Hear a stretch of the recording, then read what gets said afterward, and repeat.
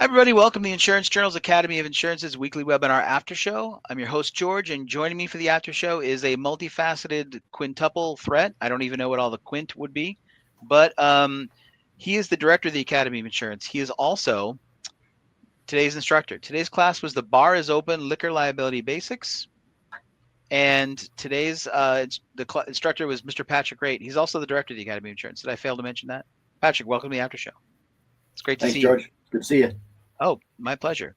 So the bar is open, liquor liability basics. Basics is built into the title of the course. Is there another reason that basics is are we instructing to a particular level of insurance professional? And could you tell us more about that? Yeah, so this was the last session in our New to Insurance series for this year. We did 14 hours of different content in a bunch of different aspects of insurance, different coverages, different policies.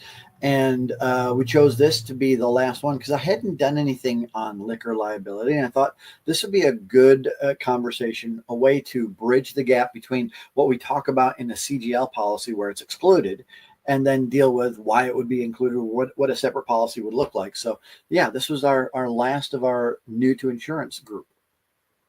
Fantastic. It was super well attended, and there's lots of great questions in the class, which everyone will find out about when it goes on demand. And I thought one of the interesting things about the class was you said there was a difference between say the liability that a restaurant or event has when they serve or sell liquor, and there's also when you buy liquor at a store and remove from the store, they were saying does the store or is the store liable or should they have liquor liability insurance? There was a minor debate about that, but you were saying that there is a difference, but not very much. Like they should also have liquor liability. Is that correct? Yeah, I mean, when you think about the CGL exclusion, right? If you consider a convenience store where people aren't necessarily drinking adult beverages, but they are purchasing them, the CGL policy that they have, unless it's not an ISO based one, but if they're using an ISO based CGL policy, that policy is going to exclude their alcohol sales because they are in the business of selling alcohol.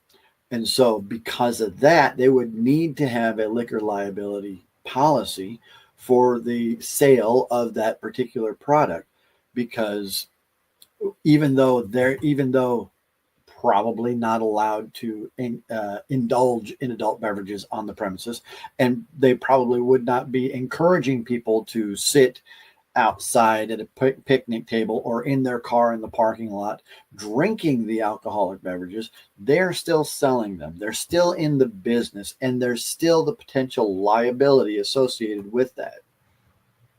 Got it. Thank you.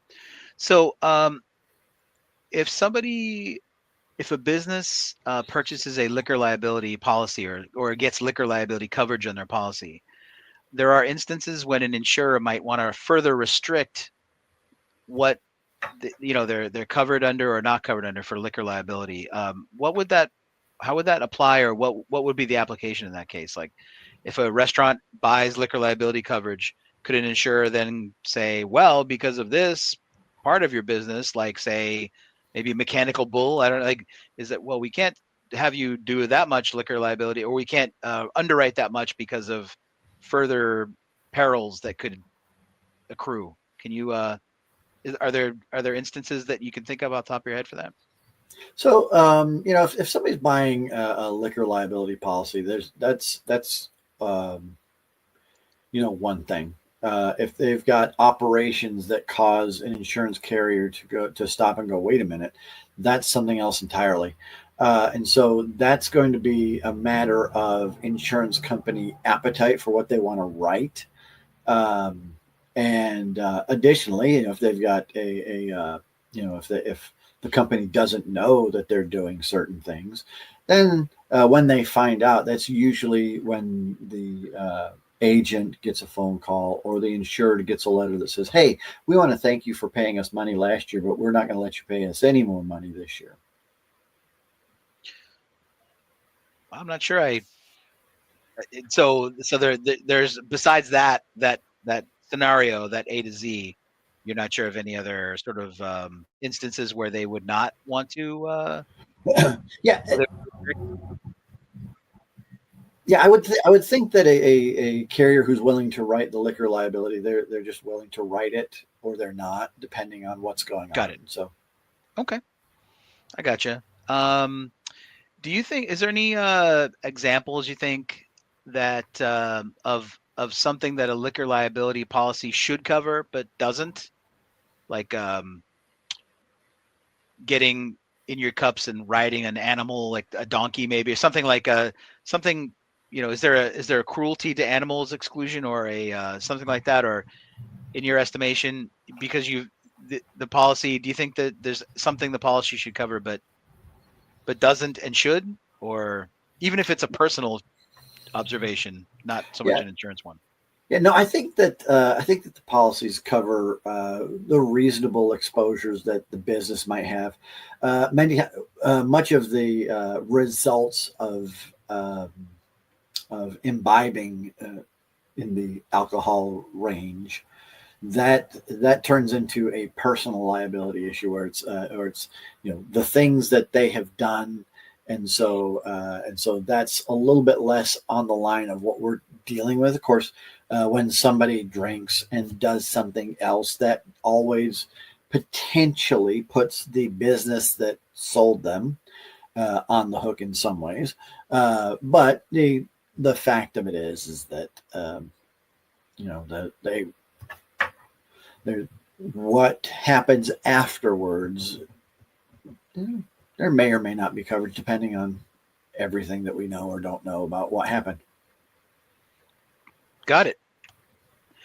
Patrick, this class was super interesting. The bar is open, liquor liability basics, talking about the ISO, CGL, and CAG forms. Very much a great bookend to the New to Insurance series that we had this year. So thank you so much for all of your insights and knowledge into that arena. Patrick, next week we have Thanksgiving.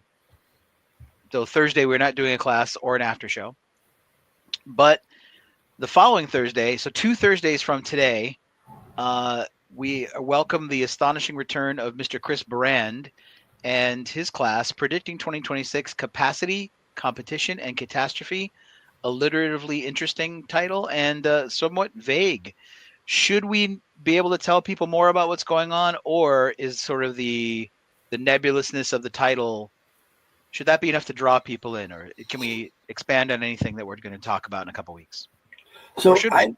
I believe that the participants, the folks that register, they should register because it's Chris, and because he's going to be looking ahead at next year, and the specifics of what he's going to talk about, I could only begin to guess. But I do know this, that Chris will have an opinion about what the market looks like, what the health of the insurance industry in general, and truly. He'll be able to let us know what he sees going on into next year. And you may agree with him, you may not, but the one thing that you can't say is he's ill-informed or doesn't know what he's talking about, because he's one of the most brilliant people in our business. Heck yeah. I'd say Olivier Tesla Baran, like just he's that kind of in insurance circles. He is that kind of name on the marquee, I would think. Mm, You know, he's high up there. got his finger, on the cover. Yeah, it's fantastic. So we are welcoming the return of Chris Brand and the future of insurance, which is super exciting. Patrick, I hope you have a great Thanksgiving. Any big plans for Thanksgiving? Are you gonna make your famous turducken? We're gonna kind of lay it low a little bit, just some family gathering, and hopefully having a good time, hopefully enjoying each other's company and presence of everybody. I hope you have a wonderful Thanksgiving as well. But before we get to Thanksgiving, we are a week out yet, and I am curious to know, what are you doing tonight?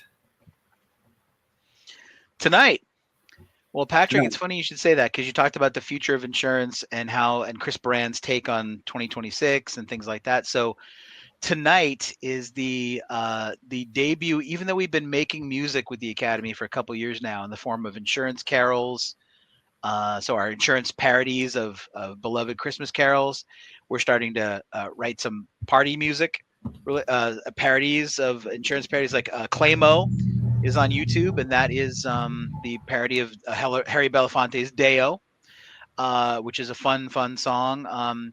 The Cabana Men are actually Insurance George and the Commercial Lines Cabana Men are actually going to be performing live tonight at the Big Eye, New Hampshire's Young Leaders Jingles and Mingles event. So that is going to be really fun. So it's going to be the first time as a band we've been playing in front of people. I mean, you can catch our tunes on Spotify, YouTube, all the great streaming services, but people at that event are going to be seeing the Cabana Men live and in person. We're going to be doing many of our insurance carols, and we're going to have a few musical surprises as well. And we're going to be able to be putting excerpts of that performance up on live. There's a couple of medleys that we're going to be doing live that we can't, for copyright reasons, probably can't do, but we're going to be able to do a lot of them. So, Patrick, that is happening tonight. Thank you for asking. So, Big Eye, New Hampshire's event, Jingles and Mingles, is happening tonight, and we are honored to be the musical and entertainment portion of that evening. So, fantastic. Hope thank it you for goes asking. well. Of course, man. It's going to go great. You kidding? Going to go great. We are ready.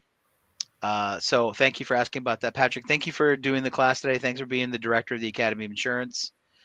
The class today was, again, the bar is open, liquor liability basics. Our instructor is Patrick Wraight.